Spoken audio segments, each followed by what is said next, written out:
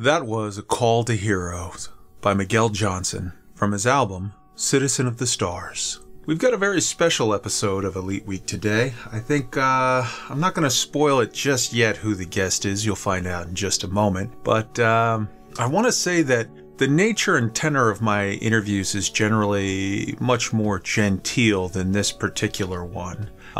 This one was a little confrontational from the off.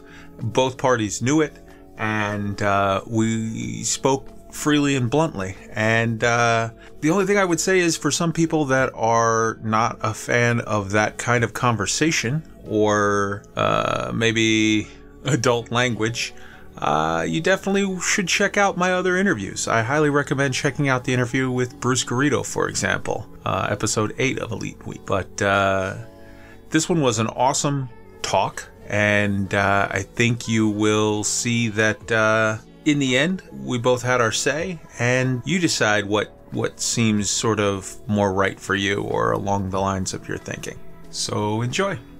Welcome, ladies and gentlemen, to a very special episode of Elite Week. I have a guest today, and we're going to talk one-on-one about fleet carriers and new era, next era, whatever you want to call it, frontier in general, the game Elite Dangerous, yada, yada, yada. This episode is brought to you by Jack and Coke because it's that kind of a day. Welcome, the one and only, the Yamiks.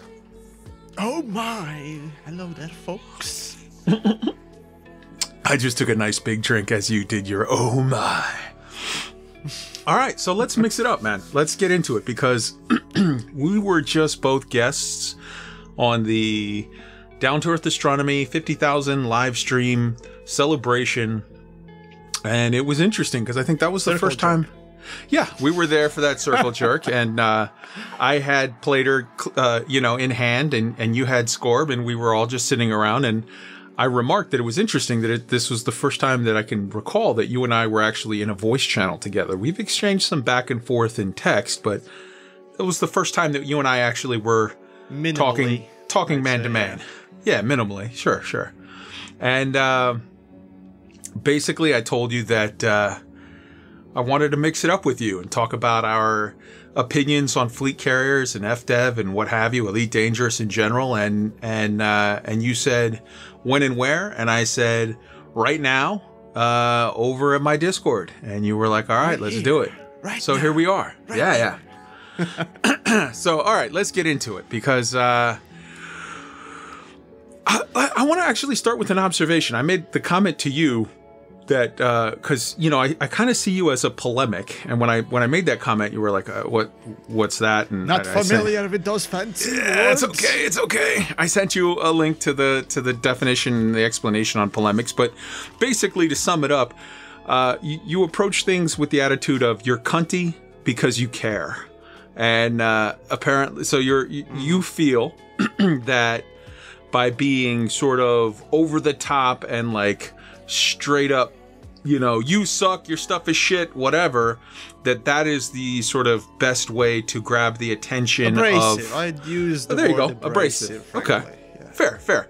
So... I guess that'd be best to describe what I tend to do. Okay, and your sort of opinion is that by being abrasive like that, you are helping to highlight very, very sharply things that you would like addressed, and you feel that that's sort of your approach to sort of, in the end, making the product better. I mean, let's be honest. It's you clearly... essentially it's a part of attempting to polarize, or at least elicit some sort of emotion, and then by that doing so also an attention from the viewer, obviously, 100%. or listener, whoever it is. Because, sure. Clearly, yeah, it's that's why there are whole newspapers, the so-called yellow pages that are so often explicit in some regards. Yeah, that's part of the sort of not exactly clickbaity, because clickbait is empty without any content in it. That would be polarizing, I'd say. Yeah. So polemic would be a good sort of description there. So. Right on. So I mean, like, again, going back to my original statement of you're cunty because you care, like there's a very important part to that I think people can overlook. They can gloss over, and that is the end part. Plenty of people because you care. Like, the fact of the matter is obviously you love Elite Dangerous. Obviously you want it to be a great thing. You've spent a massive amount of hours on it, and you're still creating content for it. So obviously you're a fan of Elite Dangerous, but you're saying, I love this thing. I'm disappointed in this, this, and this. I want you to do better so that I can love this thing more. Right? Is that wrong? Am I putting words in your mouth? Well, it's essentially hand-holding that you're essentially describing there. It's I'm not gonna say, oh, that's okay, Bobby, you did bad, but you could do better. No, we're talking about a company, somebody, or rather an entity essentially that is concerned about its own agendas and whatnot else, and I'm not gonna coddle it. Right, and the people that the work that the people have made are not, children, and it has a monetary value and does affect people in more than just a monetary way as well.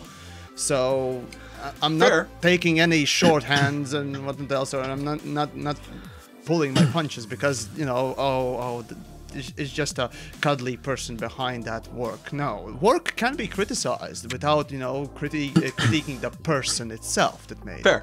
Fair. None of that. I take issue with none of that. But let's cut to the shit. I want to hear it from you. Do you like Elite Dangerous or not? Well, there are plenty of things.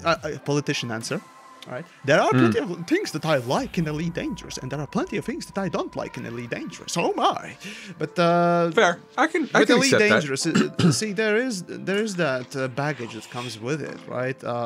It's not black and white, contrary to my logo, and then oftentimes the way I portray things, which also goes into the thematic how I make the thematics of my own stuff. But regardless, the black and white aspect, it's not as easy to answer. Rather, there are obviously good things and bad things, and personally, I delve around with Elite Dangerous is because there are some interesting things that I like about it, and community would be probably the biggest one right now. Just like with PlanetSide 2 back in the day, right? I played the game for such a long time that, the positive points, I've overplayed them and they've become monotone to me, boring even sometimes, right?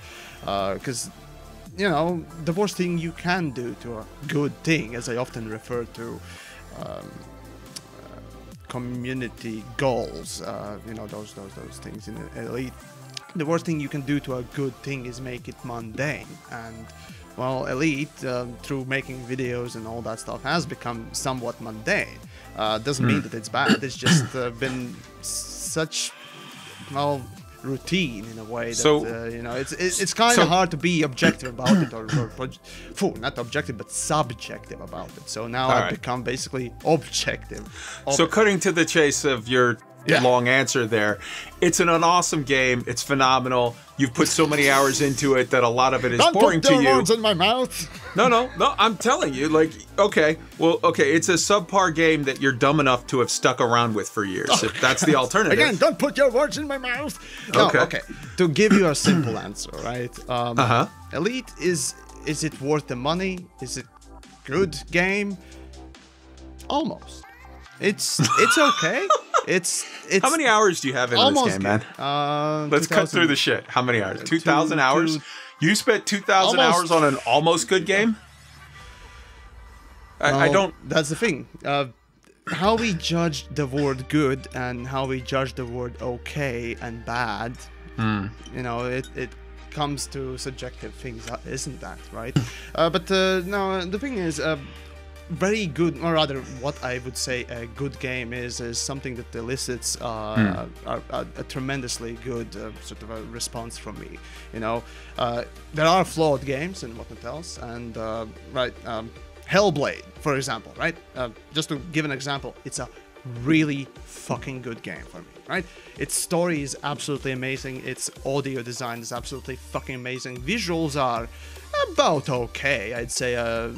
on the good side, but not almost. The groundbreaking levels of things. It facilitates the story, and that's the main key point of it, right? It's that portion that it's so fucking good that it makes me say that, oh yeah, overall it's good. All right. But it's very short. It's as a game, there's really not much gameplay. It's a story, right? It's almost a walking simulator. So let me go back to what I was saying, and this time let me finish my point, and then afterwards you tell me you agree or disagree with the statement. Okay? Elite is an awesome game that you put a ton of hours into, and then some of the awesomeness wore off as some of the mundane things started to bug on you. And you then, with your background of design and software development and whatever, you started to see certain fault lines that you say, this annoys the shit out of me. I wish they would work on this. And now you've taken it upon yourself to sort of point out those fault lines where you think that Elite could go from being an awesome game that gets boring and old when you become mundane or whatever to back to awesome for you. True or false? An awesome game? No.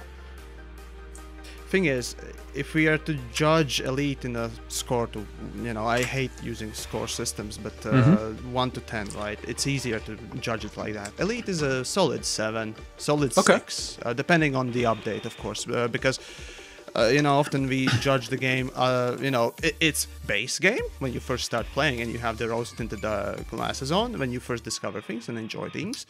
And then when the development goes on, especially with these live service games, those updates should be judged as a separate entity, and Elite hasn't gotten the best of track record with those.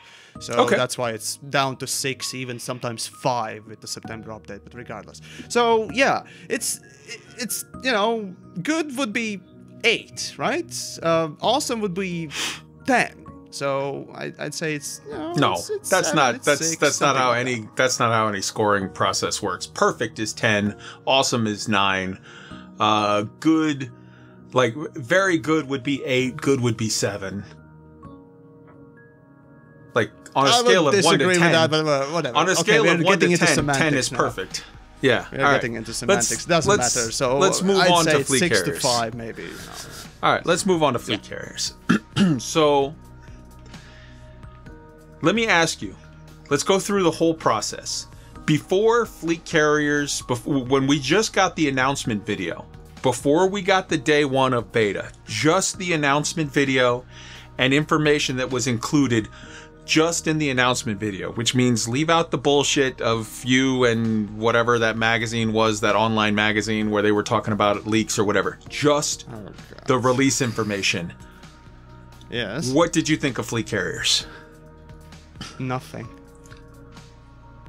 Now the thing is, see, fleet carriers, it comes with the baggage, clearly. Right? Fleet carriers were first announced on Frontier Expo 2017 on October 7th. I remember that day precisely because I was there. That was also a particularly weird day because you see, on the announcement for fleet carriers and squadrons at the time, they had only one picture. A picture of just a couple of ships with similar paint jobs flying at the camera. And that was the only thing that they showed us when they announced those two things. So no one had the information about what fleet carriers are. Later on, of course, some of the creators who had breakfast with developers in the next morning, which I was already flying home, managed to get information that originally it was fleet carriers were intended to be, a additional add-on to squadrons. And as we know, of course, they were changed. This is a lot of stuff about what fleet carriers were going to be in 2017. That's irrelevant to because it's been reworked multiple times. So let's but moving from that, just from what you saw on the release trailer on what was it, April 2nd? Oh, God, it was April 2nd because the first beta went live on April 7th. It was before. It was last year's LaveCon, or was it this year? This year LaveCon has not happened yet, and probably it has not. It's not going to happen. There were two trailers. There were two trailers. The I'm official saying announcement on before April last year's. 2nd, the announcement that they made where Stephen Benedetti came on from his home and did a like 30-second intro reel into the pre-recorded stream of Luke, Dav, and him at Frontier Studios. What did you think of Fleet Carriers at that time? I understand you have all that baggage from stuff you wanted from before, but I'm saying from what you saw there, what did you think? Right. So that was a stream, them describing its functions in some way or another, what else. Let's see. They did mention that they had... delayed it from the last year to make additional changes and introduce more customization into Fleet Carriers, which honestly I can take it or leave it really. As long as it's well developed, I'm gonna be okay, right? So yeah, that's one thing. But of course, you know, developers come on and showcase. Well, we could, you know, get a snippets of a few prices here and there, and prices already back then felt quite massive and what else. Developers did say that, or rather hint quite heavily that Fleet Carriers would be essentially the end game, or people who have played a long time, and blah blah blah blah blah, right? So that was the indication that it's meant for only the people who, you know, literally played or grinded the game for such a long time.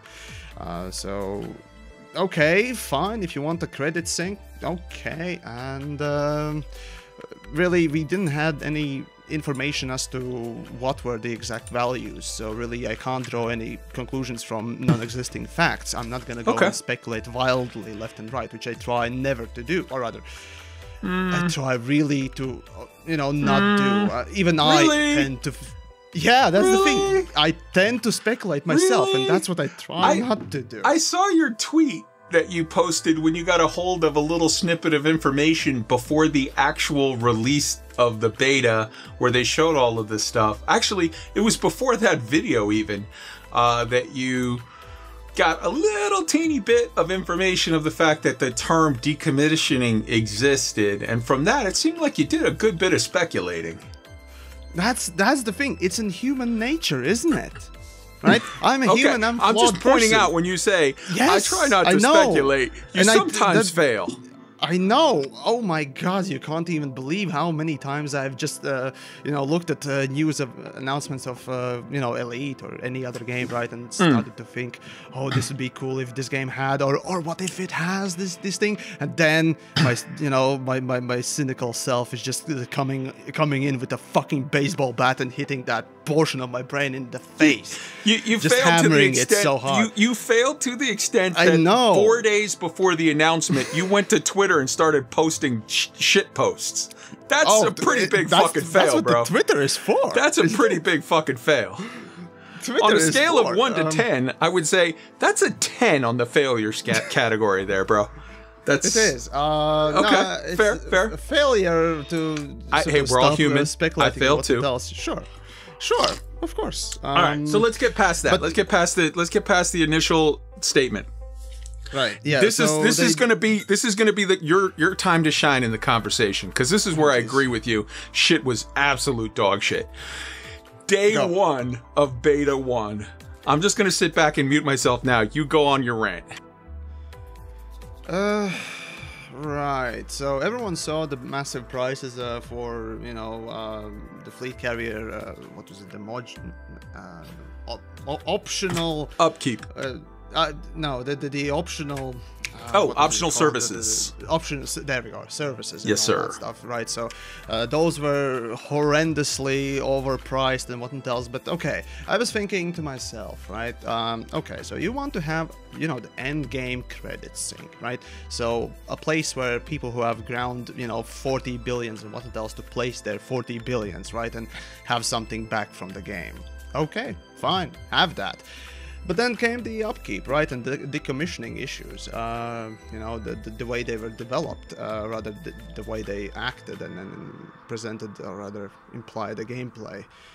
well, or lack thereof, really. And that was really the biggest sort of disappointment to see that essentially for the people who, you know, apparently this thing is meant for people who have spent a lot of time and this is designed to, they would be putting in a mechanic that is psychologically abusive and exploitative. And me seeing that, I'm thinking, why would you put in something like this that is purely punishing fucking thing that, you know, doesn't benefit the player, and for especially a person that is your longest, you know, sort of a supporter, you know, who has played thousands upon hours in your game, right?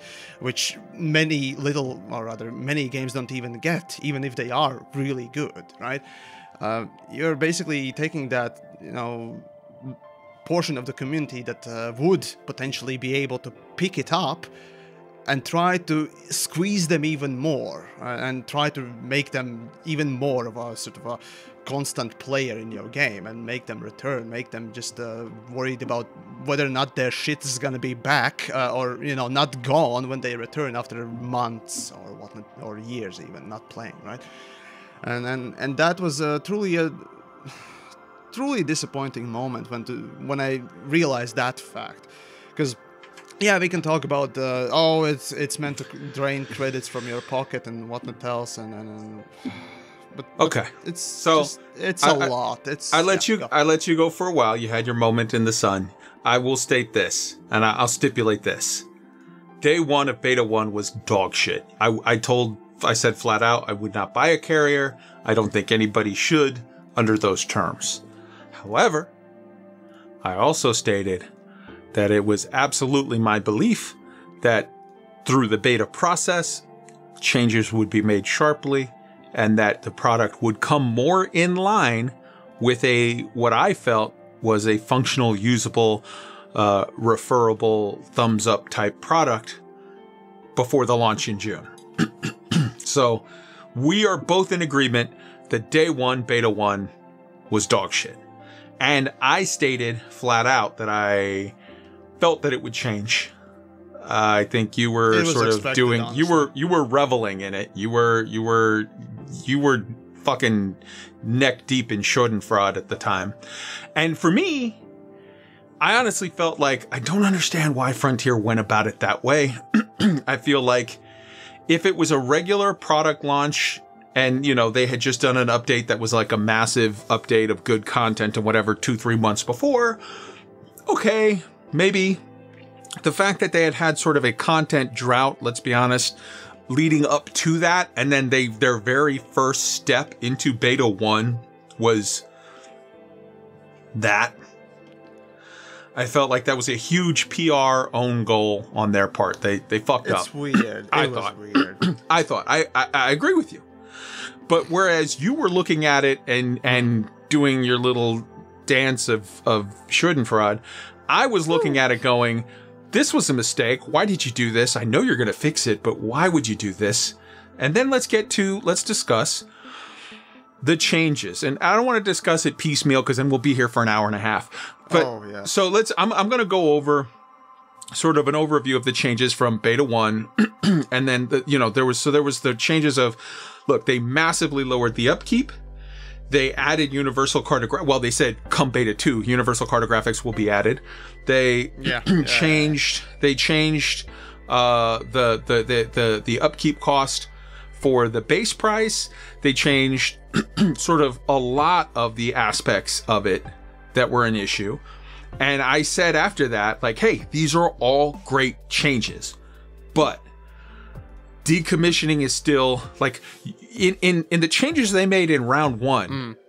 I felt like they fixed 90% of their problems. The remaining problems that they had, 90% of that remaining 10% were all about the decommissioning. Because for me, the changes they made to the upkeep makes it that decommissioning isn't even an issue, because I can throw 20 billion on it and know that it's good for decades and not even worry about it. But for some people, the decommissioning would still be a thing. And even though it wasn't a problem for me, from a logical standpoint, I can see the problem that it would be for others. And I said, this decommissioning is a problem. It's got to go. That needs to be fixed. The announcement that they just made this last week, decommissioning is gone. It's still a thing, but you get all your money back. So who cares? If you want to sell the fleet carrier and then buy it back. Now, personally, would it be cool if they had just said, hey, you can hit one button to mothball? Yes. But like, what we're talking about here is end goal, end result, same difference.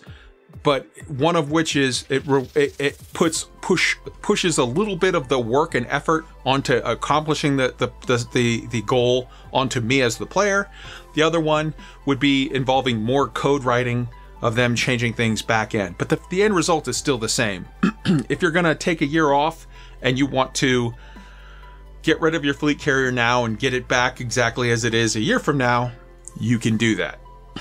So that, as far as I'm concerned, that solves that problem. It is at least enough of a compromise that I think even you would have to admit that takes care of the vast majority of that issue, the decommissioning problem. Then they said, okay, we're going to make Tritium better. We're going to do this. We're going to do that. And looking at it now, from the changes that they have made, I feel that fleet carriers are already a good product if you are in the market for a fleet carrier. They're not for everyone. Just like the Cutter's not for everyone. The Vet's not for everyone. If you want a fleet carrier, they're awesome and they have stuff for you. If you don't want a fleet carrier, that's fine. Your thoughts? Right. So, well, going back to the first beta, right? So they basically made a mess, a poo-poo in the bed. Agreed. So yeah, that honestly, I'm not really sure what they what were they thinking. The biggest issue for me was first and foremost, right? Reason that they didn't really give rather that they didn't give their volunteer testers the tools to test their shit.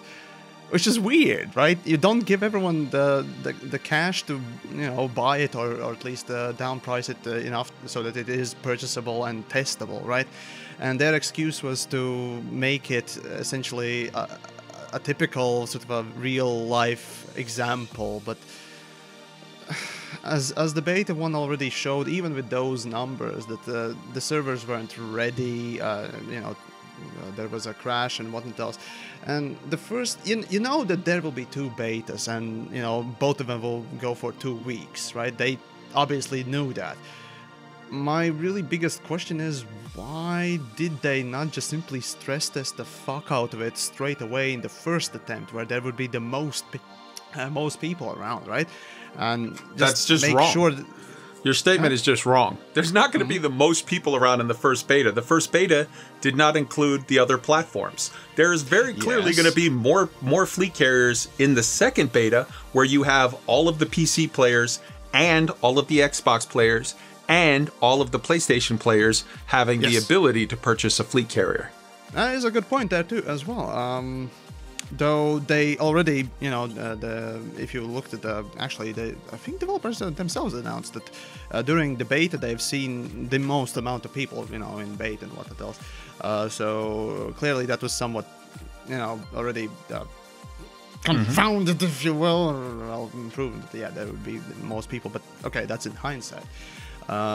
Still, the first beta, making sure that, obviously, the first iteration of the fleet carriers, the first chance everyone would get to participate in it, they would stress test it at least a little bit, but they didn't, and that was the biggest question. But okay, fine. So to answer your question or your concern or whatever, let me just point out that not only are all three platforms going to have the ability to purchase a fleet carrier in the May beta, going from the 11th to the 26th, which is 2 weeks and a day, because they added a bank holiday in there for the Brits. But in addition to that, for the tail end of that beta, they will have the fleet carrier beta blowout sale, where fleet carriers will be available for 1 million credits. That will stress test the fuck out of this. So what's your problem? Well, it's more of a question really about testing. You know, it's beta, right? You would expect a testing environment to offer the testers with the tools to test the subject of the testing, right? And yeah, you can say that they wanted the feedback of, you know, being a visitor to the fleet carrier, but if you buy a fleet carrier that and you are, you know, with your own fleet carrier, doesn't mean that you can't be a, you know, tester for it. But it's weird testing methodology that I'm more concerned about, which is just, it was kind of weird, frankly. That's more than anything. But okay. So you were a big fan of them stress testing the hell out of it, which is exactly what they're going to do with the beta blowout in beta 2. So that's the end. It's yeah. the end. So it's just... if you have a product, if you have a car, you don't fucking put it on the racetrack to stress test it at the very beginning of the engineering process. You first make it work right, and then you stress test the hell out of it. This seems fairly obvious to me. Usually, before you fine-tune things, you do the bigger tests. That's my point. Okay. So the bigger test is, you know, again, with the second beta, honestly, I would have expected them to first give everyone the fleet carrier first, you know, to properly stress test and get the most feedback you can get from it, both from the server side and whatnot else, as well as the values from, you know, the people who potentially couldn't get the fleet carrier, but, you know, now are able to through beta and so on and so forth. And then on the second beta, test the fine tweaked values. And I just think you're just wrong. You're just wrong, because they could get the ability to add the platform players in for one of the platforms. They chose to try to fix it all first and then give the other platforms the ability to get in for the second one. Getting a beta test in on PlayStation or Xbox is a massive pain in the balls. So what they chose to do was fix it as much as possible so that all three platforms could have the best look at the closest to the finished product possible. So, I mean, you're saying you would have done it the other way. I think you're wrong. I would have Frontier definitely thinks you're wrong, tested it way sooner, for sure. But yeah, that's just my sort of way I would do it. Never mind. Okay, so we're gonna have to agree to disagree on this one, man. Like, okay, but so different ways to develop things, so sure. No one specific way is true either way. So fair enough. Fair enough. Fair enough. Okay, hey, if I'm wrong, it's perfect. Anyways, awesome. So moving on from that, though, getting to the actual aspect of, at this point, honestly, I feel like fleet carriers, just with what they've announced change so far, are a viable product. To me, the biggest points left that is like, hey, you gotta fix this because it's dumb, it does not make sense, and it makes me angry, are, number one, why am I paying a fuel crew millions of fucking credits a week and they can't do their job of managing the fuel? If I have 15 tons of fuel in my cargo hold and I have a now, 2,000 light year gas tank, you should be able to take, once I reach 2,000 light years in jumps, my fuel crew, my crack crew should be able to turn a fucking hose and move, from the auxiliary fuel tank, which is my cargo hold, and move tritium from A to B and keep it moving. I should be able to tell my bridge crew that I pay millions of credits to a week, hey, jump to Colonia, and provided the fuel crew does its job of moving the fuel into the fucking fuel tank, they should be able to make a jump every 20 minutes from A to B and accomplish the task that I give them. Frontier made a huge point of saying, you're paying this crew all of this money because it's persistent. It's there when you're not. They're always working for you. They never stop, except when you want them to fly the fleet carrier or move the gas, in which case daddy's got to be there to turn the key, otherwise it won't work. Right. So what I notice right now is you're trying to apply in-game logic to explain gameplay functions and features. See, it shouldn't be excused that you need to pay, or rather, you need to go grind for 10 hours just because Asling Duval told you to, right? That's the principle that, that divorce between the gameplay world and the actual game mechanics should be made. Wait, I'm confused. What is the... Right. What does grinding for Aisling Duval have to do with fleet carrier gas tanks? The point I'm making is essentially a comparison, right? So you're saying that you're saying that your crew is maintaining thingamajig, and why shouldn't they be able to do without your input things that you wanted to do, right?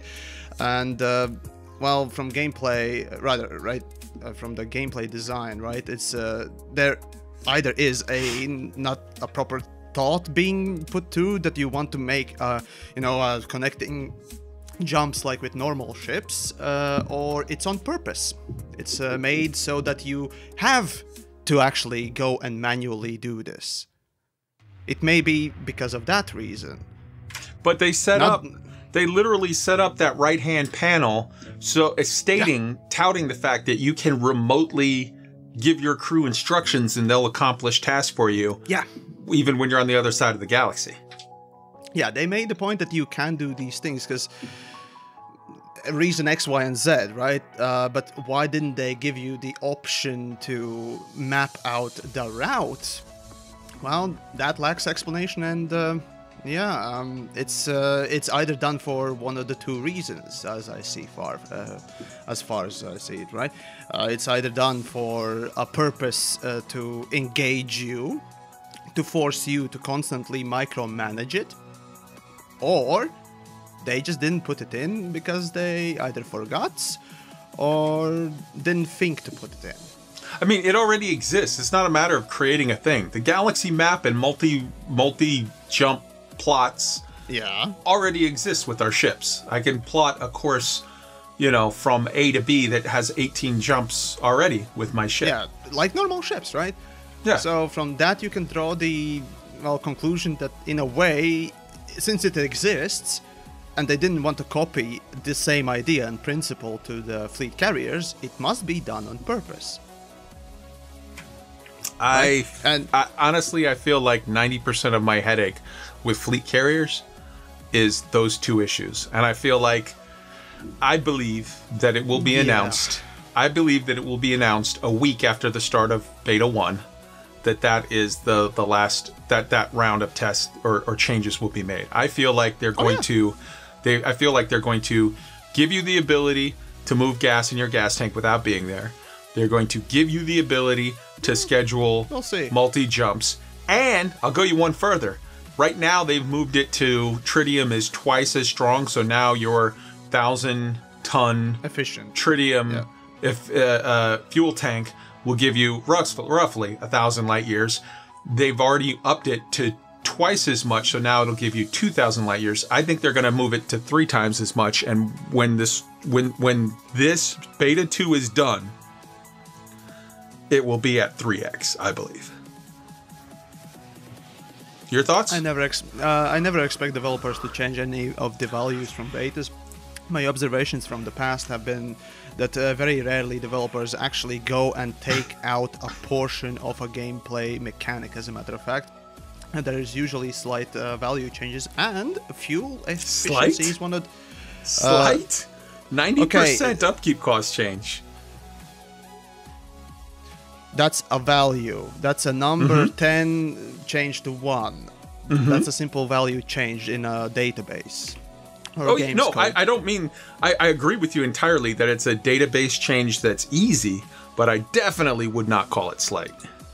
Again, these are fine-tuning tweaks that they are willing to do oftentimes with betas, or rather they do change some of them. It's, well, the track record of how they balance things, or quote-unquote balance things, it's shabby at best. So hard to predict, and I will really not bother to predict it any at all. So again, I'm just gonna wait and see what they do with it. I personally, you know, don't care for exact numbers just yet, as long as there are bigger issues at play. Even though, I mean, we can take forever to talk about how, you know, buying things in packs for the stock. Right? Oh yeah, that's dumb. That being pretty, that's pretty dumb. That's dumb. But let me highlight something, because I listened to the roundtable that you did with Exigeous and the Pilot and Plater and Ascorbius and some other people. But yeah, it was just a little whatever. I listened to that. I could swear that the video that I watched said roundtable on it, but whatever. And in that, at the beginning of Beta 1, people were talking about. I think Exigeous made the point at one point. He made the statement that, like, well, you know, some of these values may change. And you made the response that upkeep values would not change. They would change maybe a little teeny bit, but not a lot. And that there's no way. And you said that there was no way. You said they would change a little, but not a lot. And then you also made the point that there's no way they were going to add universal cartographics.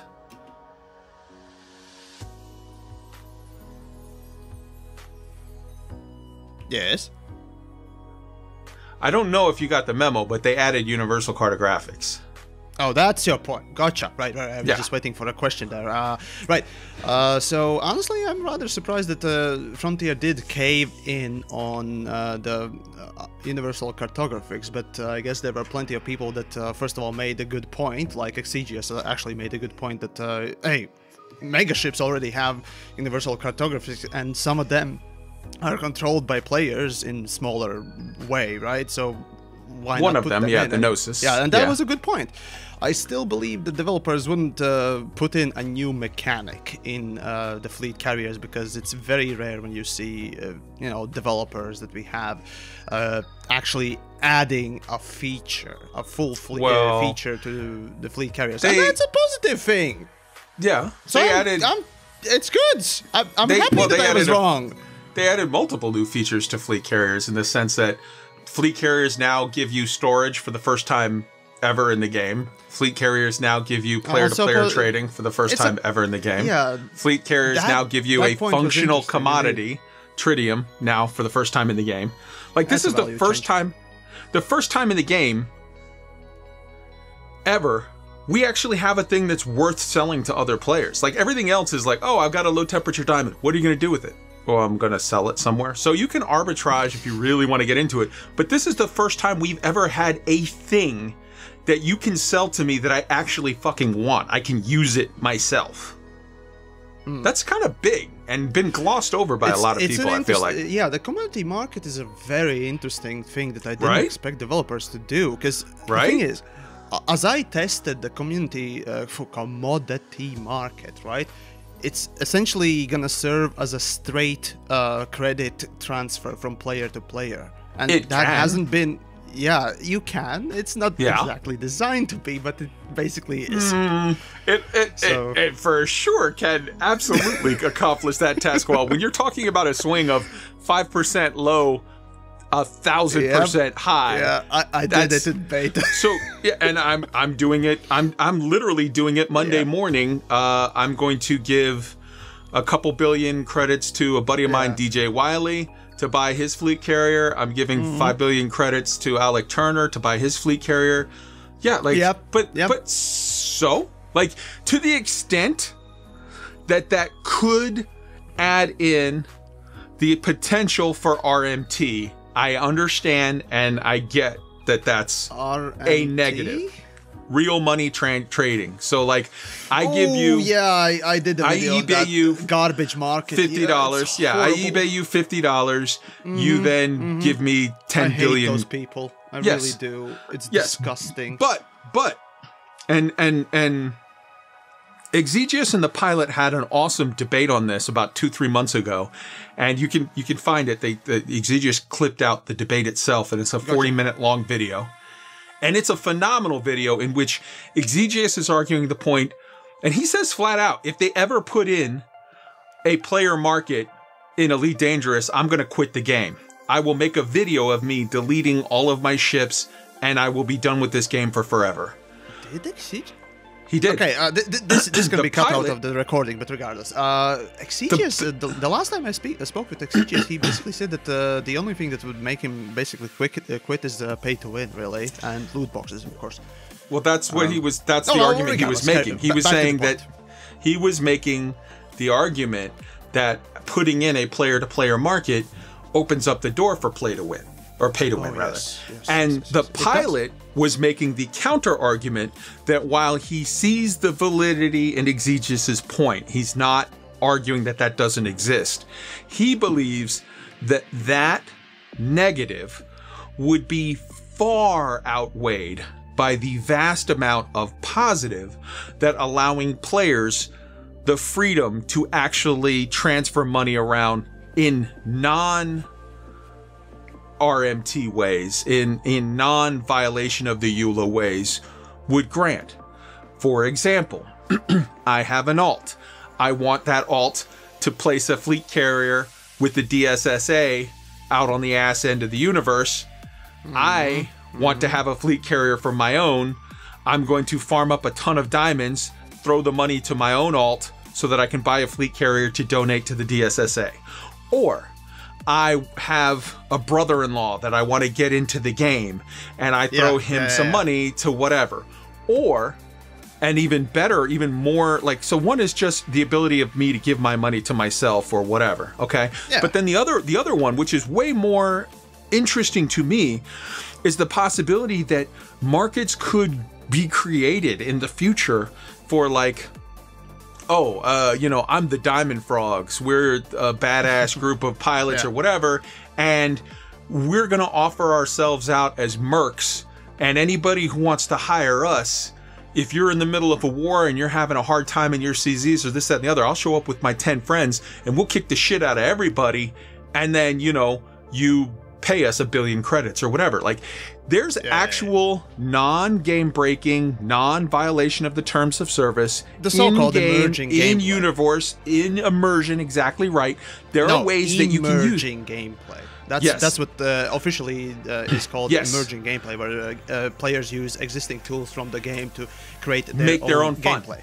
Yes, and that's awesome. And that was what the pilot was arguing. And that's a whole conversation that they had there. And I agree. I'm on the side of the pilot in that debate of, like, while I do not discount, I'm not saying, hey, Exegius is wrong. He's absolutely right. It's a valid point that needs to be, like, addressed. It needs to be looked at. They need to make sure that they keep an eye on that. There's whatever. I agree with him that it is a problem. But I also agree with the pilot that while it is a problem, it is vastly outweighed of the possible cool good shit that can come from giving players more freedom to make their own galaxy. Yeah, right. Where do you weigh in on that? Yeah, that's one of the things that I'm so fucking hard fence sitting on. I'm not sure. This is literally the first issue that I'm truly fence sitting on. Okay. And the thing is, that's fair. The way I explained this in one of the videos I did earlier on when fleet carriers were announced, right? So I look at game features and basically games. At least I try to look at from the perspective of a game designer, right? If I were to develop the game myself, and what would be the purpose of making that feature or changing that thing and whatnot else, and how I can investigate and make it better, or how would I do it, right? There's always that what if I did it, right? And I try to implement that as well. So from players' perspective, as you presented pretty perfectly, right? Yeah, it'd be allowing your alt account, credit transfers and all that stuff. It would allow you to introduce friend to gameplay and all that wonderful stuff, right? Instead of to skip the grind that Elite is very, very dogged on oftentimes, right? And on that perspective, there's nothing but good, right? But then as you look at, from the game maker's perspective, right? What that does when a player is essentially completely new, let's say it's a completely new player, right? You give him all that cash, and I've heard this from developers now directly, right? when you basically when those players go out and do those quick money grinds or whatever they were so-called quote-unquote exploits, which are really not oftentimes.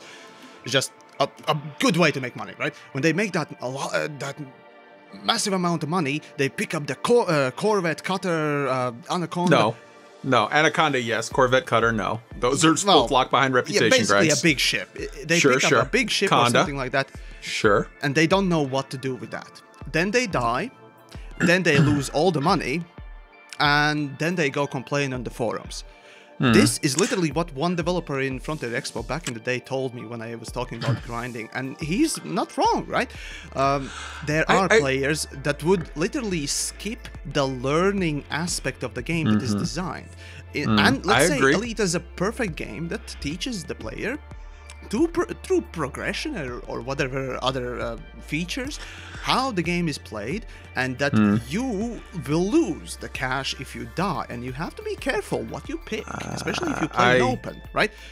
And oftentimes I agree with your overriding point of to the extent that skipping shortcuts to end game or shortcuts to skipping certain processes can devalue the experience, can make the player sort of out of their depth. I get that, but I will counter your argument to say that while that is true sometimes, if it comes down to giving the players freedom to do whatever the fuck they want, including dumb shit that will cost them in the future, I am for freedoms. I am a civil libertarian. I am for the freedom. Let me decide. And if I fuck up, I'll learn from that.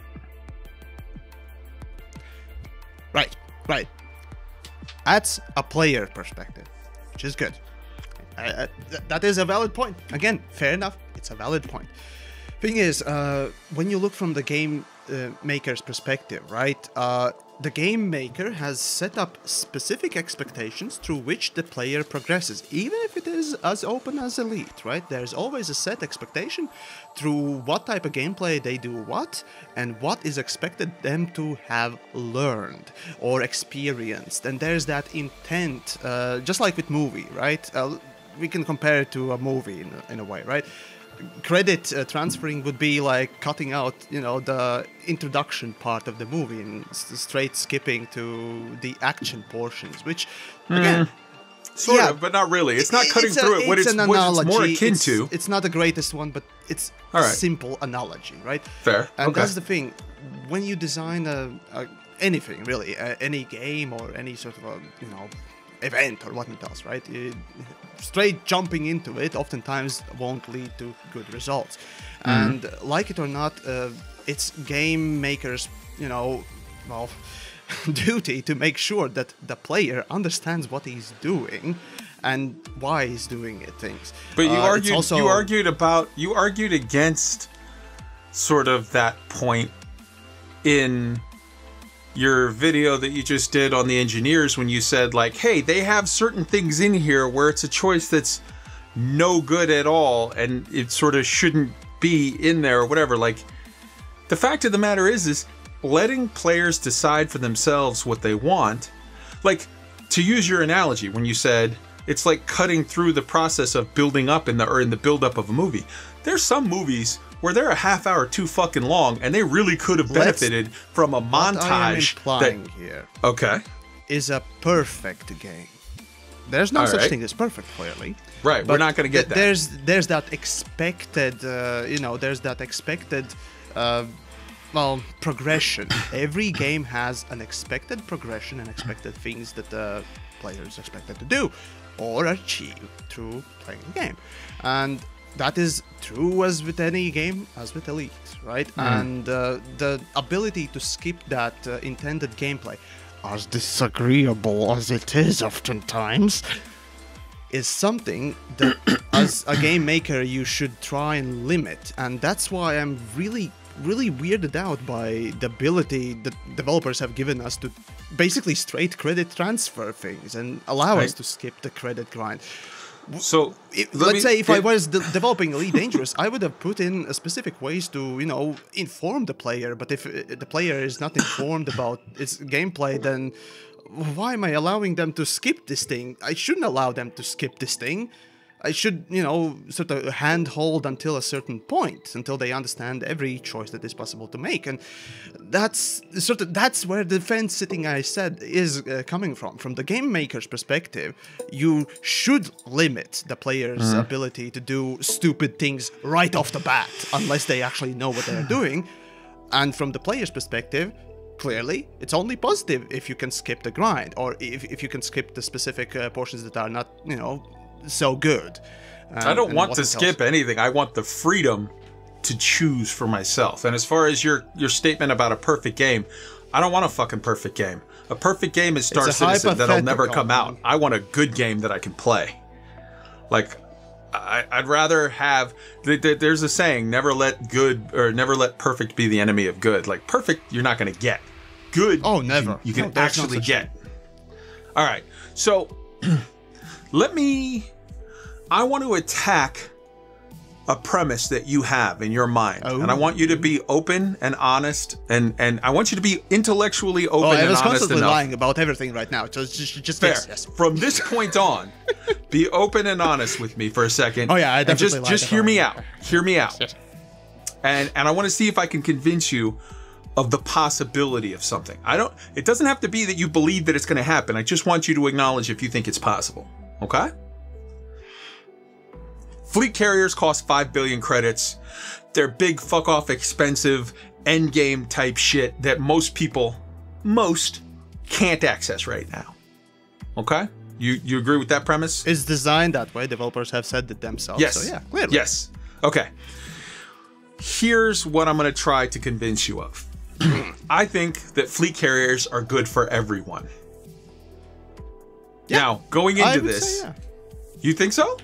Eventually, if you have stuck with the game for so long enough to be able to purchase it, that should be your trophy. I think that fleet carriers are good for people that can't even afford to buy one. Depends on how it's used and its features, of course. But yeah, I need a big sip of Jack and Coke for this one because I'm going deep. Geez. Ready? Okay, go for it. Okay. Slurp, slurp, slurp. Chug, chug, right. Chug, chug. Here's why fleet carriers are good for everyone. I believe that fleet carriers are the unannounced beta test of 3 key aspects of the game that will be released to the masses in next era. You ready? I'm listening. All right. Number 1. Elite Dangerous has never had player storage. Now look at other games that have done player storage. What do you mean? Storage, a bank. I can drop my cargo off and then switch ships. It's player storage. Okay. Look at normal stations kind of have that, don't they? No, they don't. You can sell shit, but you can't store it. Oh, cargo. Yeah, this is the first time we can actually store cargo and correct credits, and that's the only 2 things you can store really that you can't store in normal. But anyway, yeah. Okay, so the Elite's never had that. You've never been able to store. Forget storing credits. That's irrelevant. That's just a wallet. Yeah. It's not really storage. That doesn't accomplish anything. It doesn't accomplish anything. Yeah. But you can store cargo. You've never been able to. Yes, a lot of people asked for that so long ago. Very much. Even myself. Look at Eve. Look at WoW. Look at Final Fantasy, both 11 and 14. Look at so many other MMO games that added storage to them, and look at the fact that in all of those games, without exception, there have been duping scandals.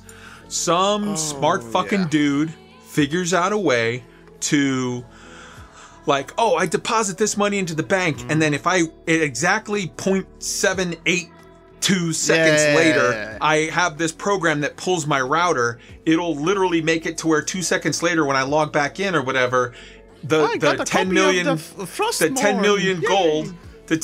gold that I just put into my bank is now in my bank and also in my backpack. Or Thunder Fury is in my bank and also in my backpack.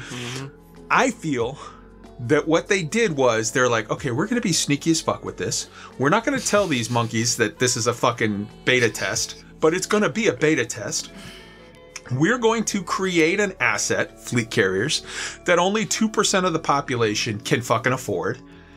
We're going to have an extra little temporary hired or shifted from a different project army of people overlooking the data. We're going to watch those 2% like fucking hawks, and we're going to see how they break the box. And if a guy, if a Yamiks out there figures out a way to, I could do this, I could do that. I don't know. Smart computer shit. I'm an idiot with computers. I don't know that shit. That's not my background. But if a Yamiks out there figures out a way to fucking Latvian hacks his way through that shit and make it to where it's like, hey, look, I can dupe fucking low temperature diamonds, and what they're gonna do is somebody somewhere is gonna call Dav over and say, hey Dav, I got one over here. I don't know how, but this guy, the Yamiks, he managed to create 40,000 low temperature diamonds in the last 20 minutes, right?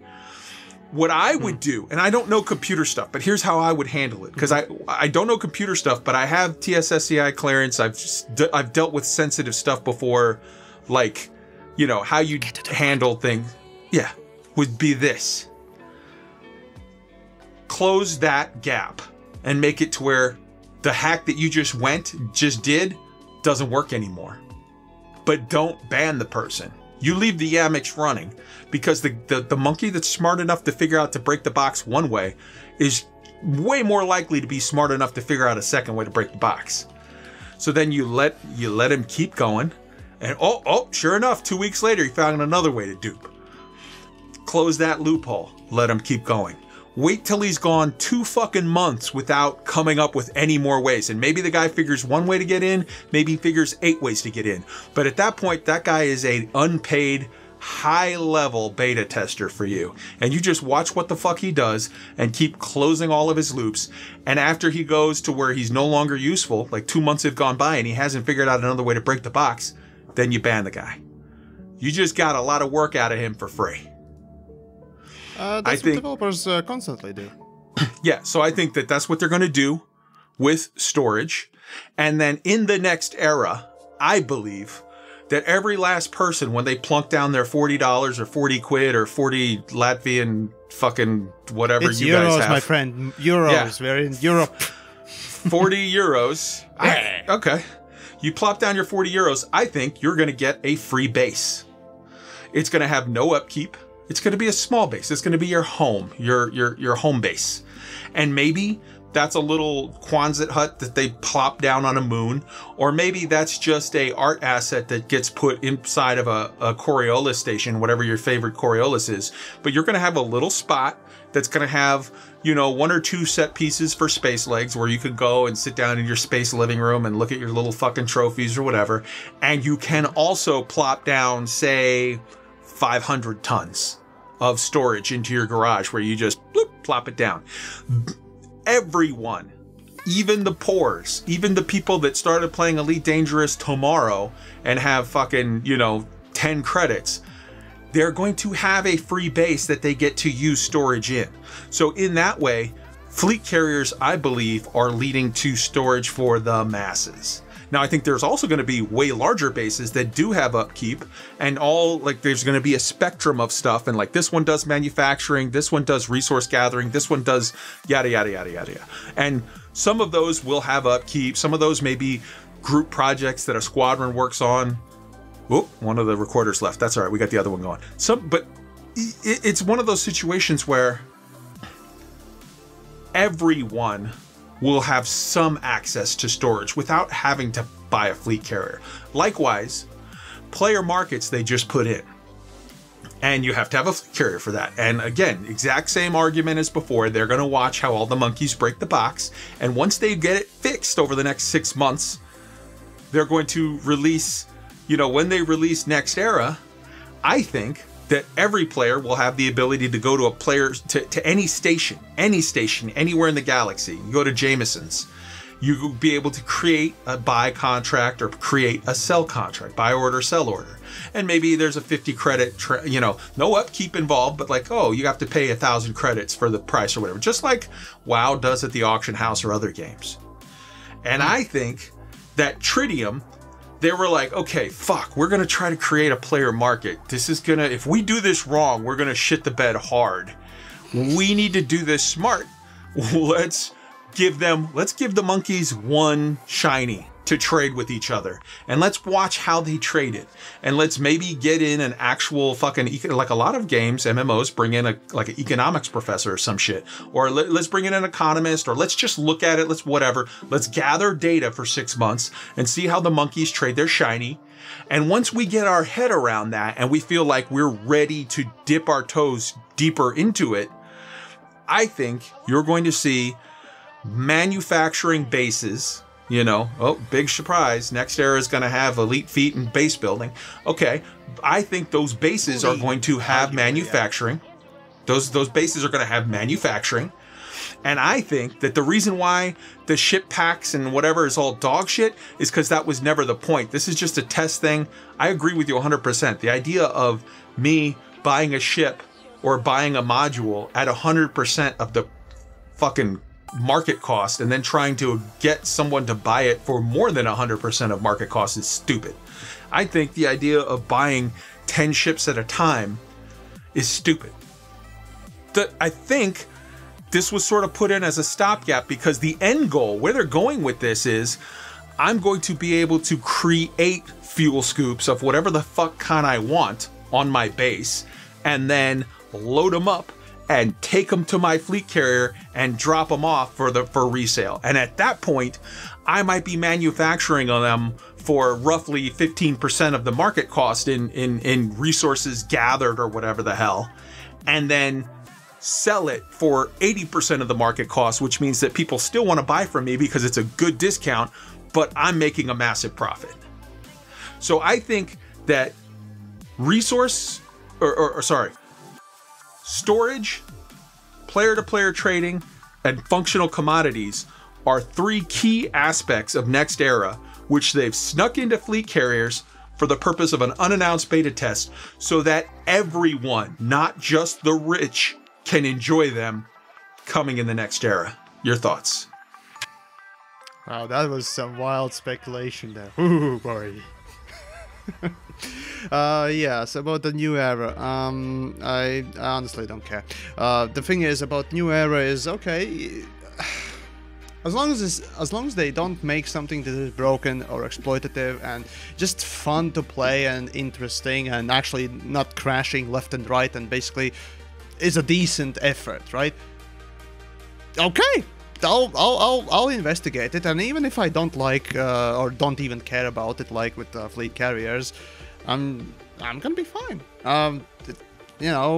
It's just doesn't matter what it is. I just want to see effort being put in. That's why, for example, on the No Man's Sky, even though it has issues with updates from time to time and so on and so forth, they still produce updates that are just oozing the effort essentially. You can sort of feel that they actually put in time and recognized what the community wanted, or even just gave them out of nowhere something positive. With Elite Dangerous, that has happened as well. For me, the best fucking thing in the world was when I saw developers not just change the jump range calculation from 1,000 to 2,000 that I expected. They changed it to 20,000 route planning.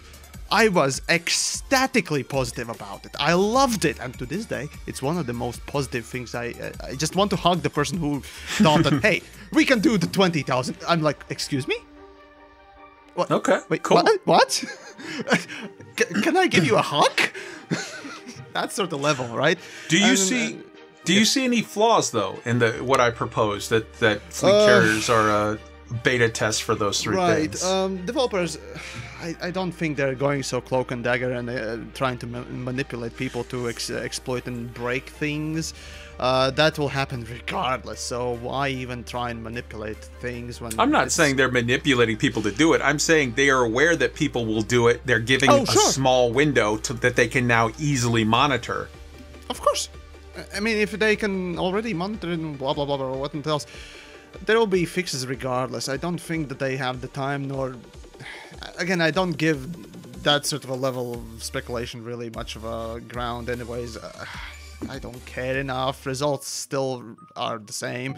Developers improve, or at least attempt to improve, or basically nerf the best money-making things anyways already. So whether it's done with you know, a previous intent or not, changes really not much. So all right. So yeah. So fleet carriers, as they were first announced, you were whatever about. Then fleet carriers, as they came out in beta, so I couldn't draw any conclusions. So I don't know. As they came out in beta 1, when you saw them, you were setting your hair on fire, and you like literally. Yeah, sure. Panic everywhere, hot takes everywhere. Yay!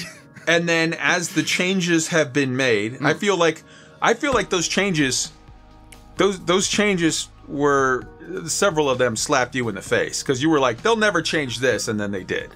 Like, and that's what I want to see oftentimes as well. Right. I want Yamiks to be proven wrong. Okay.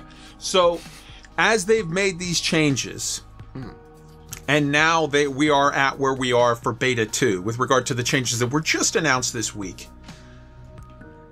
Where do you feel they are as far as, like, I don't know, how much do you think they're improved as from what we got announced the changes this week, as opposed to where they started on day 1 of beta 1? How much improved are they in your mind? Improved. Okay. Right. Let's see. At first I was like, minimally they changed values, but then I remembered, obviously, yes, of course, they removed the decommissioning, so that was one of the biggest pain childs. Decommissioning, previously, the way it was made, it was ensuring that the sunk cost would be a thing with fleet carriers, and that was part of... and now it's fixed. It's not fixed, it's changed. But regardless, yeah, it's essentially sunk cost is reduced, if not, well, almost annihilated. There's still a little bit of sunk cost in it. 1% on the low end. 1%. Yeah, give or take. So 5% it's something that on you the high can end. really, yeah, it's fine, I guess now. I mean, you would expect of selling a fleet carrier, just like with a ship, to lose 1 to 5%. Fine. No, if you it's a would. flat If you, rate, that's okay, you're just wrong. sure. A ship is 10%. Was it 10%? Ships are 10%, my friend. Log into the game and take a look. Oh God. Well, regardless. Ships are 10. So fleet carriers, yeah. fleet carriers are much bigger. So 10% would be a way harder hit there. So yeah, but that'd be 500 million. So yeah, it's quite a bit of hits. But I mean, it's way lower. Whatever. Than that. There's a loss that is incurred when you sell it. So to prevent people As well, from there just should selling be. and buying, basically. Sure. That's why ships also have the penalty of selling and buying, right? Sure. So that you don't do it constantly, right? That's why it's there. And the same with fleet carriers. Okay, that's expected. If fleet carrier is like a normal ship, all right, fine. I don't need the rent on it though, and that's the biggest issue. But anyways, let's they not also overlook the Universal Cartographics edition. Yeah, I was about to get to that. Universal Cartographics being introduced is actually a testament to how many people wanted it. And that is basically a applaudable level of sort of a push from the community, because everyone was asking for it. Like, I don't know a single person who said that, no, I don't want nor need Universal Cartographics on my fleet carrier. So I do. Well, it was rare, but there are some people. There were some people that said, I'm an old school explorer, and I don't like the idea of you nerfing this and making it easier for the plebs to kind of get out there. I'm paraphrasing, but there were some people that had that expression. Yeah. There's always people with the fringes and whatnot else, which, again, if you got a good argument, present it and let's discuss it, right? And and so on and so forth, rather than shout at each other that, you're just dumb. Wait a second. You're arguing against your stock and trade here. That's your whole stick, is to yell at people. Okay, so basically, I'm not presenting why I think that way, right? Are you implying that I'm not presenting why I think that way? Oh, no, you definitely... No, you I definitely... don't argue my points? Are you implying that right do. now? Come on, man. No, you definitely argue your points, and I actually think that a lot of I'm the talking points about that you people make who are... just don't like it for don't like's sake. Okay, fair enough. Fair enough. All right. So, what was it? Right. So yeah, they implemented the universal cartography. So that's basically a testament to how unified in a single voice the community was, and so that is uploadable to basically everyone who argued for it. So good job, guys. They added shipyard and modules outfitting for That was the another thing that owner. a lot of people For the owner. Yeah, that's basically to do a compromise for the people who said that, well, what kind of fleet carrier is this? It can't even transport my fleet, right? And that makes sense. 100%. You know, if 100%. it is argued like that, sure, fine. And honestly, a compromise, yeah, sure, why not? I have no feelings one way or the other, so I'm basically like the neutral from Futurama. It's interesting on that point. On that point specifically, in my talk, I don't know if you heard it, you probably didn't, but I did about an hour-long talk with Bruce Garrido from Frontier Development, and we talked about... I think I heard a little bit of it, but I didn't watch through, sorry. That's okay. We talked specifically about this point, and I told him, I told him that my guess was that they were going to figure out a way to add the shipyard onto the fleet carrier without... Because I said, what everybody's saying is just swap the shipyard and the commodity market. Just swap those. Make shipyard static, where like it comes for free with the stock fleet carrier, and make the commodity market a paid extra. That's what everybody's arguing for. I said, I bet you're not going to do that.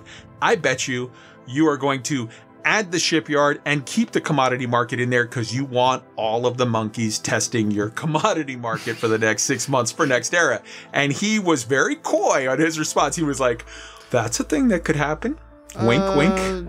Remember, these are community managers we're talking about, and they are essentially just representatives of the information that has been given to them. Because as much as I like to give, benefit of the doubt on information for Will, Bruce, and everyone else in the community, side, they are just a mediary, and there's a lot of information that must be, sort of communicated in between. So when you go into these very, very specifics and so on and so forth, they often just simply can say only, well, I can pass the information to the team, or I'll have to ask the team about that, and that's all they can really say. And often that sounds like a coy thing, but in reality, it's just they don't have the developer next to them that actually knows that specific thing. Of course. But it might actually be also sometimes when they are very coy. Often this is, at least in the old community team with Ed at the helm. When you asked about Raxley, all the community guys were very coy about that stuff, and it was a good joke, if you will. But I guarantee you that Ed previously, Paige previously, and then the current community management team, which consists of Will and Tim as your senior community managers, and Steven and Bruce as the community managers. Hi. I guarantee you that not a single one of them has a fucking clue about Raxla, period. If just from an operational, from an operational, no suspicion, it's just a fact. From an operational security standpoint, the idea that a company would say, I'm going to pay you to go out there and dance naked in front of all of the lions that are ravenous for information, and go out there and be on a stream talking off the top of your fucking head for an hour or 2 hours, 2 or 3 or 4 times a week. And I'm going to give you that kind of a sensitive information is just stupid beyond belief. There's no fucking chance. If I were to pay, if I were to bet, I would say probably of the entire staff at Frontier, probably David Braben, Lewis, and maybe Michael Brooks know where Raxla is. No one else. And there's 0% chance that anyone they're going to tell to go out on and talk off the top of their head on live streams for 5 or 6 hours a week would know. No way. Yeah. No way. But at the same time, it is always, they give a wink, wink, nudge, nudge on the subject, because that's part of their job is to, their job is to give the face of being all knowing to the public, while at the same time not saying anything they're not supposed to. No, it is part of the community manager, yeah. They have to, control or rather they are the representatives to community of the company and the development team. So that is to be expected. Sure. So we got sidetracked a little. We were in the middle of listing the changes of fleet carriers, and where we were at, we included this part about the shipyard, and where we were at, the next thing is that tritium is basically twice as useful. So where it would get you 1,000 light years before, it'll get you approximately 2,000 light years now. And they have said clearly, this is the current iteration of that. They're not sure that they're done tweaking it. It may be changed further in the future. Doesn't mean it will, doesn't mean it won't. Just saying that. So with all of those changes,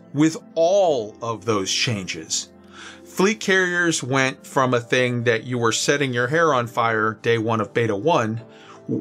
Where do you feel they're at now, as long as the upkeep is still in the game, or rather as part of that what was it, game feature, basically gameplay feature. If it is part of the game feature right now, the fleet carriers overall, it really doesn't serve much of a purpose. And okay, actually, I disagree with you. It serving a purpose and exploitative gameplay, those two separate things. Never mind, I was thinking of something else. When we talk about the purpose, we can start talking about the game pack, or rather the weapon item utility packages and what else, that stuff. But upkeep essentially is purely negative a feature of I disagree with you. And I disagree with you. I think you're just wrong. Okay, disagree with me, but I feel that it is a truly negative thing, and it truly facilitates only malice for the fucking feature in general. Completely disagree. Would you like to hear why? Go for it. There's no point in playing a game that you can't lose. If you have Call of Duty and you have a button that you can press that goes into a game mode where you have a shield around your body and every shot you take is a headshot and nothing can kill you, you're invincible. It's gonna be the most fun you've ever had playing Call of Duty for about 20 minutes, and then you walk away, you drop it, and you never come back because it's boring as fuck. There is no point to playing a game that you cannot possibly lose. Now, fleet carriers are indestructible. They give you the ability to have storage. They give you the ability to force project with a player-owned station, which you can put anywhere you want. They give you the freedom to transfer money and to buy and sell items. They give you a lot of power, a lot essentially of pluses. It has no a lot negative. Let me finish. Let me finish. A lot of pluses that you've never had in this game before. If it could be blown up, then okay, there's a risk of it's very super big and powerful, but you can lose it. So there would be some way to lose, but it can't be blown up. And since it can't be blown up, if you give me a fuck ton of positives with zero downside whatsoever, no loss, no ability to lose, which now with upkeep cost, there's an ability for you to lose. You can literally, if you just go out there as a dick waving exercise and buy the fleet carrier that has every possible thing on it, and then do nothing with it. You do fuck all with it useful. You just ignore it and whatever, because you're out there showing off, look at me, I got a Ferrari. You lose. Eventually you lose money, you lose stuff, and eventually it'll be decommissioned and you lose your big dick waving, fucking your whatever, your phallus, your Ferrari. Yeah. Upkeep provides gameplay in the sense that you have to be smart with how you use your carrier, or work enough to maintain that. If you want to use it, you're free to use it like an idiot. If you want to just park it somewhere and name it, whatever, Kai Zen sucks balls, you can name it something stupid and use it some way stupid, but you have to then go out there and earn enough fucking credits to make that a thing. Otherwise, you lose. So if you did not have any upkeep on fleet carriers, let me ask you two questions. Number one, How can you possibly lose with it? And if you can't, how the fuck is that fun gameplay? And number 2, tell me whose fleet carrier would not have every service in it. Because if there's 0 upkeep cost, you have to be a fucking idiot not to get the fleet carrier that has absolutely every check mark, tick a box, has everything. Oh, mine has universal cartographics, and mine has this, and mine has that, and mine has this, just like everyone else's. So every fleet carrier you visit in the galaxy is going to be an exact fucking cookie cutter copy of every other fleet carrier. Whereas right now, with fleet carriers having upkeep cost, I'm not going to buy a shipyard because now I have my own ships for free. I'm not going to buy outfitting. I have no interest in selling ships or modules to anybody. I think that's dumb. Down the road, when they add in manufacturing, I might add that if I want to go that route. But I don't really, that doesn't excite me. You know, I will have universal cartographics because I'm going to use mine as a deep space explorer, but I will not have fucking combat bond redemption guy. I'm not going to, why? I don't want that. I don't want that. And because I don't want that, and because there's a cost for that, as a smart player, I'm not going to buy the extra bells and whistles that I don't have a fucking use for. So my fleet carrier will be different from the next guys because we will have 2 different use cases and we will build our product to serve those use cases. So now, tell me, if there was no upkeep cost, you tell me why every fleet carrier in the fucking game wouldn't be an exact copy of every other's because they all have everything. And if there's no way to lose at all, tell me why the fuck, what's the point? What's the gameplay in there? Right, that is a good question. I don't think the developers have told us even what it is for, really. The gameplay is kind of missing from it a lot, especially with the commodity market. Yes. What do you mean what they're used for? They told us clearly, you show us what they're for. And the DSSA is showing you what they're for. The fuel seals, or the hull seals rather, are telling you what they're for with how they're planning to use them. The fuel rats are getting them. I just told you what I'm going to use mine for. There's traders that are going to be using them.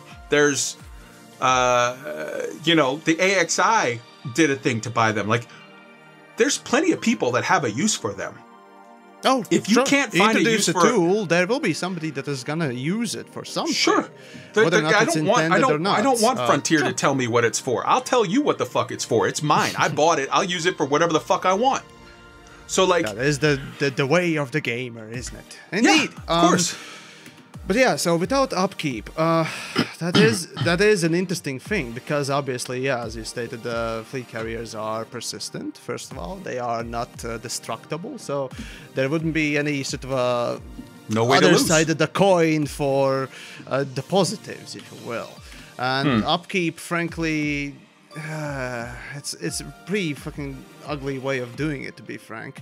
Personally, I find fleet carriers essentially like a trophy. You see, I personally see it as a trophy, right? If you are somebody who has played, 1,000 hours, let's say, you get by the 1,000 hours, you get, or you've grinded that 5 billion just to buy the base ship, and what was it, the maximum cost? I think it was 15 billion that you could eventually just, was it additionally, where you just total sink in it. That's essentially your whole game's, your whole playtime's worth of credit amount for more than majority of the game. But of course, it's not meant for majority. It's meant for the super late game people.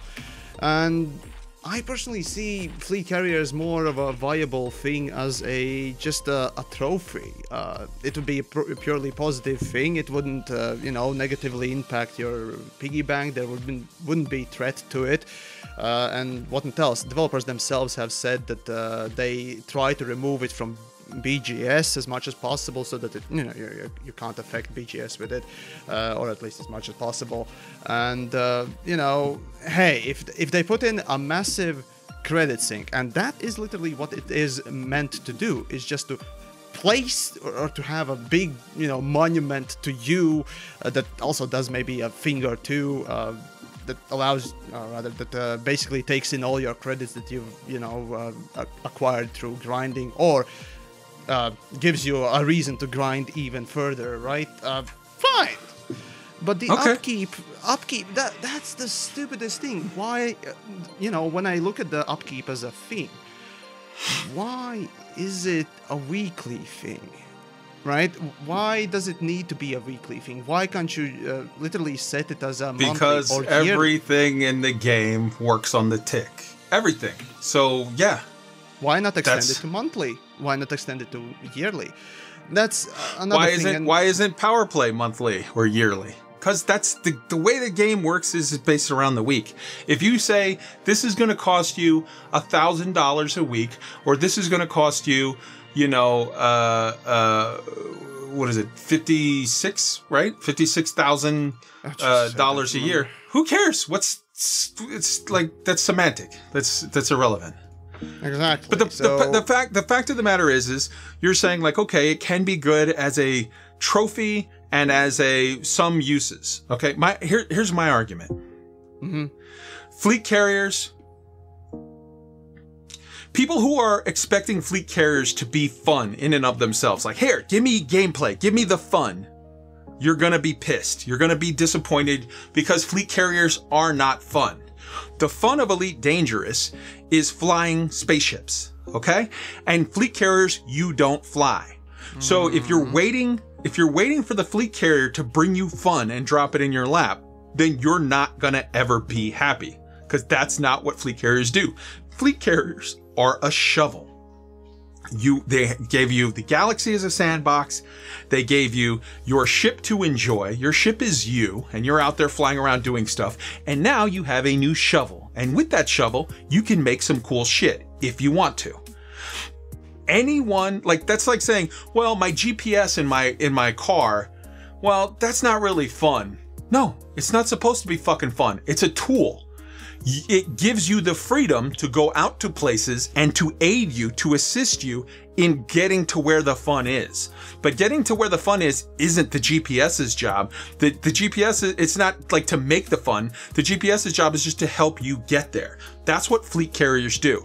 Now, anyone who doesn't is against fleet carriers, you fit into one of three categories, okay? Either you're too fucking stupid to use a fleet carrier properly to get to the fun, or you're too fucking lazy to use a fleet carrier properly to get to the fun. You don't want to put in the work, therefore you're getting it. Or the third category is you're not lazy or stupid, you just don't like fleet carriers. You just don't want one. And that's fine. Not everyone has to want one. You can be the smartest and most motivated person in the universe and not give a fuck about fleet carriers. Maybe you're an AXI guy who does not like anything that's not straight up in your ship fighting Thargoids, or you're a buckyballer who doesn't like anything that's not just racing from A to B, and you don't want to ever, fleet carriers are great for buckyballers because buckyballers use stations as their waypoints, so you can use that to craft your race exactly how you want. But maybe you're like, I don't ever want to make a race. I just want to fly the races that other people make. Okay, fine. I'm not saying that everyone that doesn't like fleet carriers are stupid or lazy. I'm saying you're either stupid, lazy, or you just don't want it. There's plenty of players in the game that enjoy playing the game, but don't ever want to do AXI, or don't ever want to do racing, or don't ever want to do rare trader, or don't ever want to pick any fucking thing in the game. I just don't want to ever be in an SRV. Okay, there's players that never bought Horizons. Okay, whatever. It's your fucking game. Do whatever makes you happy. But I'm saying that if you tell me that there's people that A, are not lazy, and B, are not stupid, and C, want a fleet carrier, and those people can't come up with a use for fleet carriers, I'm gonna call bullshit on you. Because I've seen a whole Discord of fleet carrier owners list their plans. I've seen countless people throughout the community that have told me what they're going to use a fleet carrier for. Maybe it's not for you, in which case, who gives a shit? Why do you care that other people, you don't have to like pizza, but don't fucking tell me that I can't like pizza. If I want to like my pizza, I like my pizza. Maybe you like pasta, whatever. Fleet carriers clearly have a use for a lot of people because they've already told you what their uses are going to be. Not for everyone. There's several people that have no interest. They don't like it. They don't want it. And that's fine. What do you say to those people that say, hey, I've got cool uses for my fleet carrier. I'm going to go do this, that, and the other. Like, what do you say to them? To them I say, all right, you found a way to use the tool. Okay, that's just like with everything in the game. My issue is really what gameplay it implies, or what its implications on, or rather what its sort of lacking portions are. And that's what I usually go for, rather than, you know, whether it's, you know, useful or not. Because, hey, you can put in something as I said, trophy, that literally only does good things, and, you know, I'd be okay, as long as it's, you know, just, it has some kind of purpose. If it's meant to be a massive, you know, positive thing that basically allows you to accrue, you know, 10 million a week instead of that upkeep, and that forces you to return to the game, all the better. I don't care. It's all positive. But the upkeep, its weekly thing is that just way the game tries to get you back in it with a penalty constantly. You know, without the upkeep, what's the downside? Where's the balance of gameplay if you have no upkeep with fleet carriers? If you don't have upkeep, how are fleet carriers not just an instant I win button? Maybe it is. What if it is? So you're saying that you would rather imbalanced gameplay than upkeep? The thing is, you think about what a person with 5 billion is already done in Elite. Most likely everything, right? Or at least done enough of a specific thing to have, you know, ground the game for a long time. And at this point, well, what else can you give it? Give that person that has done everything. He has plenty of money everywhere, and really, there are, you know, if you want challenging gameplay, there are, you know, Targoids, or you can do what hull seals do, you know, fuel rats do, right? Just do non-designed gameplay, which is the so-called emerging gameplay, going out and helping people that basically is just pure loss of credits already anyways. And, you know, if that's another tool in the toolbox for the player who has finished, quote-unquote, the game, yeah. So, but you're acknowledging then, that removing upkeep from fleet carriers as they stand now would basically be poor balance. It would be imbalancing the game because you're adding a bunch of pluses with no downside. Yeah, it's kind of a weird thing with the fleet carriers. Okay. They don't seem to have that strictly thought through gameplay, positives and the negatives. Upkeep is, well, relatively speaking, you know, small-ish, and yet it's so frequent.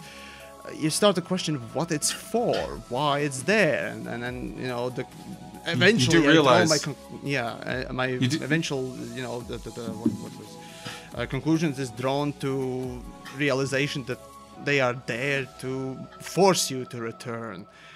You do realize, Yamiks, when you say, how come it's weekly and not monthly? You do realize you can plop 5 billion credits into your fleet carrier and then not look at that upkeep cost for weeks or months or even years, and then it'll be just fine. So the difference between... That's an excuse you can make. Yes, of course, you will. I usually say this thing, you know, you might have not noticed, but your brain did. Your brain remembers that each week, despite you having billions upon billions of credits that will allow you to stick that thing in the depths of galaxy, whatnot else, for years on end with the current upkeep cost and whatnot else. But your brain still remembers that each week you have something negative, and, you know, maybe it hasn't affected you, but it certainly will affect some people who will constantly think, oh, I better log in to make sure that everything is good, that the game hasn't taken my shit from me after I didn't play it for weeks on end. See, I find it really disgusting that we have to have a rent. We need to have something that ticks over when you're not playing the game. See, well, that's the but if you want, okay, so here's the thing. If you want to put in fleet carriers, something that is a flip coin of the positive, you know, something that would penalize you for not doing something correctly, like, you know, for ships that is, you know, dying, right, and you lose money for that, right? If you put in something that doesn't tick over when you're not playing the game, and then we can start, you know, examining whether or not it's better. That does not work for an asset that's persistent. It's working when you're not playing the game. There's a difference. You don't pay upkeep on your ships, but your ships aren't... My critique here is simple, right? I have no, you know, solutions for this, nor it's my job to think of these solutions. I present problems that I see rather disagreeable, and upkeep, the way it is right now, if you want some penalty, yeah, it's kind of a penalty for you know, having a fleet carrier, like with ships, but then fleet carrier upkeep in comparison to losing your ship in Elite, right? Because you can lose those ships, it's credits. Upkeep is just constantly there. It's ticking over when you're not playing the game. It's constantly working. Your fleet carrier is still playing the game. It's working. It can make money for you or do stuff when you're not there. But should we have that? Should we have a game that... You're saying you would rather fleet carriers not be persistent? What I would say is, I don't care if they are persistent or not. My issue is the fact that this feature, this fleet carrier, is put in the game, and now they want to put in additional clock on it, despite its positives or negatives, what not else, other ones, right? That it will still require me to constantly log in the game to make sure that my shit's not gone if I, let's say, don't like grinding at all, but I had enough to buy it. And it's not any game that I know of that literally takes your shit away when you're not playing. What? You've never seen any upkeep in other MMOs? You've never seen, for example, Eve, where you have to keep putting fuel into your player-owned stations or they go offline? You haven't seen Final Fantasy XIV, where you have to actually pay real fucking cash to log in so that you can go to your house every 30 days, or you lose your mansion that you spent a ton of money in-game to play. You've never seen countless other MMOs that have some form of upkeep. I call bullshit on your statement. If you want to make the statement that you don't like it, that's fine. I'll accept that. But if you want to make the statement that it exists nowhere else, I'm calling bullshit on your statement. I specifically said that no games that I have played. Okay, fair enough. I don't know what games you played, so maybe. Have you played Eve? Haven't. The thing is, I know there are games with specific abusive, you know, mechanisms. Let's not talk about even fucking, you know, mobile market. That's even more gross than anything. But you know. So, but you did acknowledge the fact. You did acknowledge the fact that basically not having any upkeep on fleet carriers would be imbalanced, in that you have a lot of pluses with zero downside. But at the same time, you dislike it enough, to state your point, you dislike it enough that it's going to make you not want to have one. And that's fair. That's fine. Not everybody has to like shit. The upkeep, right. The fact that it exists in, well, similar things like rent, again, renting items and blah, blah, blah, if you don't literally put in more cash to keep that stuff, right? That is seen in games, but such as Elite, I haven't seen any, right? But, okay, let's just say, fuck it. This is the first time I see something. It doesn't change the fact that it's a negative thing that I don't want to see. It's a game design that I disagree tremendously with. You see, I don't want a game that would, you know, potentially take away something from me, be that in a, you know, smaller or larger way, if I just simply don't log into it. Sure. That's the point. Saying I don't that you want would prefer... a game, especially the one that I am playing and you know, make videos about, to have this negative feature. Well, congratulations. You play Elite Dangerous, where you don't have to have that. You can just play without a fleet carrier and never have rent. Congrats. You win. The optional argument. It's optional. You don't have to use it. You know, these arguments often as well are really annoying. just because it's not for you, just because you don't buy it, just because you don't interact with it, doesn't mean that the game hasn't been either balanced or designed for. It doesn't change the fact that for people who actually use it, so now you're arguing in favor of balance. You were just saying you were okay with things being imbalanced a minute ago. Now you're saying the problem with this is it'll lead to imbalance.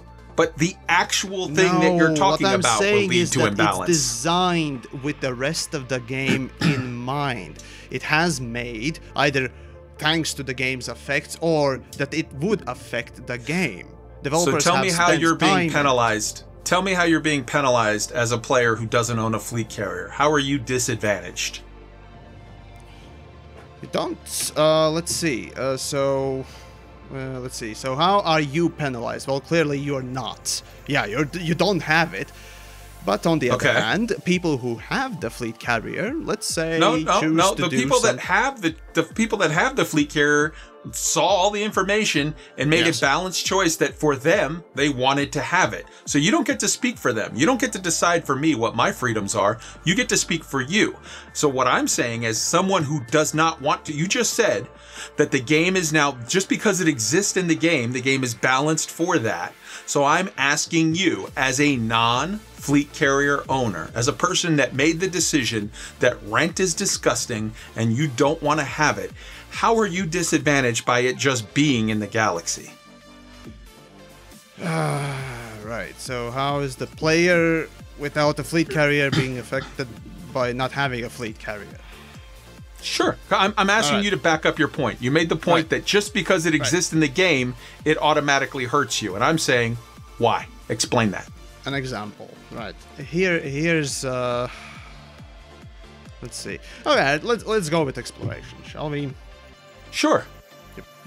So you have a commander who's essentially, well, you know, floating about and scanning systems and blah blah blah blah blah blah blah. And then, you know, there's his friend, let's say, who's also doing the same thing, but he has a fleet carrier, and the fleet carrier is keeping up with him. Rather, you know, the first player doesn't know where the fleet carrier is. Now, who do you think is gonna get the first to discover? Really? That's the argument you're making? That's one of them. People with a massive amount of resources have an advantage in fucking everything forever? Including every video game, life, and everything that's ever existed in the history of the universe. With a lot of funds affect people with less funds. That's clear. Yeah, and guess what? That player who doesn't even own a fleet carrier, thanks to the fact that fleet carriers exist, can now pull up the DSSA chart and find where in his quadrant of the galaxy there's like 3 different fleet carriers. He can fly over there and he can sell his cartographic data. But if the argument that you're making is that people that put in more effort, have more resources, have an advantage, then I'm going to say if you don't want to have that in a game, don't play any games that have sims, because that's how all sims and life works. Sims, oh Jesus. Usually Sims are very, very clunky. But yeah, I mean, Elite is honestly kind of a hybrid between an action game. Yeah, I'd say action. Or it's a flight sim. It's a flight sim mixed with an MMO. It has the flight sim aspect of how you interact in the game is flight simmy, and how you interact on a macro sense is MMO, as far as any BGS stuff, as any power play MMO stuff. Is as far massively multiplayer online, so yeah, they even mention Elite as an RPG, which is kind of, well, yeah, it's a role-playing game, sure, but it's not the typical MMORPG that we think of when we talk about these things usually, and that's kind of weird, isn't it? But yeah, Elite is RPG. That umbrella covers a wide spectrum. True. Just like the action genre, right? But anyways, yeah. Carry on. All right. So as we discussed, we're sort of wrapping things up.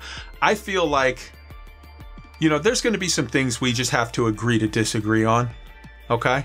Sure. There's going to be some things. I want to ask you, did I make any points in this conversation where you're like, I never thought about it like that, and it maybe opened you up, not to changing your mind, but at least to there, you said, that's interesting, and had a different view kind of enter your thought process on this.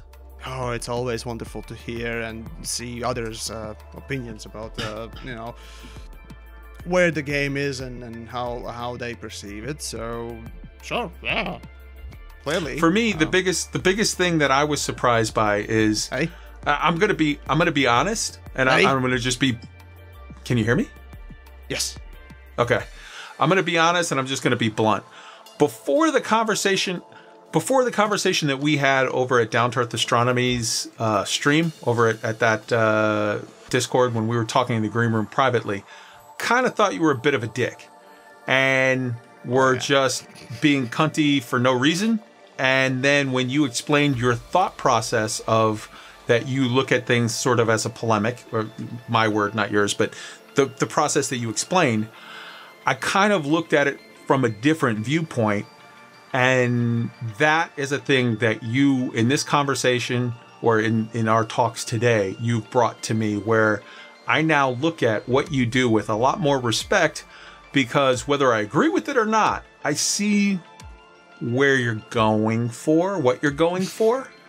And I kind of dig part of it. I told you already, and I'll say this for the record here on air, I think that you are a very astute person, and a lot of your observations are very, very smart and very clever, and in a lot of cases, more smart or clever than mine. There's things that you say where you see something and you point it out, like, this is a problem because of this, and I go, huh, I didn't think about that before.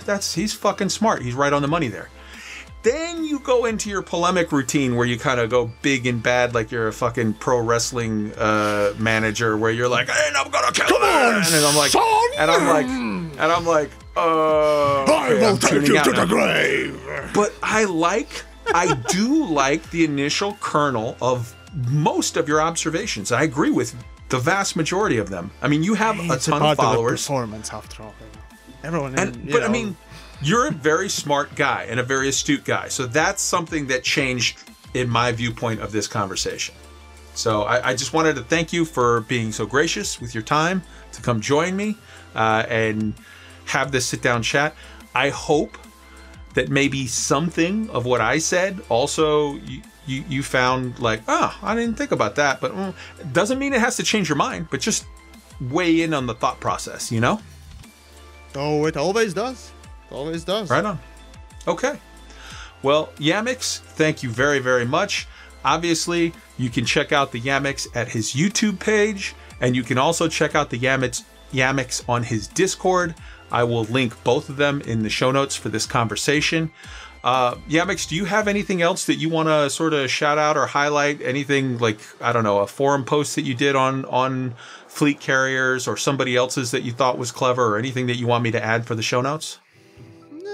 The only thing I would say is just that, examine opinions that, me, you, your friends, whatnot else, present, and, argue them, essentially. It's just be rational, try to be logical, find a source, a reason, and, just investigate things if you can, and try to prove me wrong if you can. But I dig that. Yeah. But and I did. I tried. Yeah, definitely. The point here is that don't just toe the line and then find the argument and examine it, and if you agree with it, screw it. You can copy paste an argument that someone else placed. Sure. It's not a bad thing after all. Like saying I like bread. Many people like bread, right? Well, it's I like bread still, but there you go, right? Sure. It's just because you echo someone that has the similar opinion and whatnot else doesn't mean that you are that person's supporter, or you are that person, or just a parrot. It's just that you come to the same conclusion. Echo what you feel.